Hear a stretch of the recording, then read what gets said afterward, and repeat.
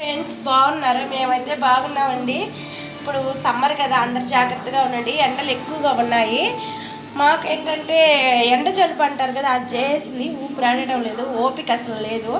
కానీ మా అబ్బాయితో యాగలేక ఒక్కొరికి ఒక్కో వంట కావాలని అరుస్తున్నారు. ఇక చూడండి, మా అబ్బాయికి అయితే రసం కావాలంట. రసం చేశాను.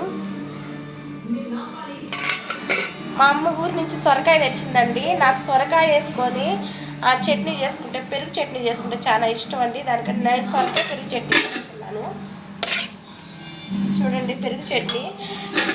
మా అమ్మకి మా హస్బెండ్కి వచ్చేసి మడపు రొయ్యలు సొరకాయ వేసి చేస్తే బాగుంటుందండి.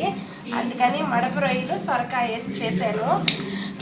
మా పాప ఉందండి, లేస్తే చికెన్ వాళ్ళ అమ్మాయిది చికెన్ తెప్పించాను.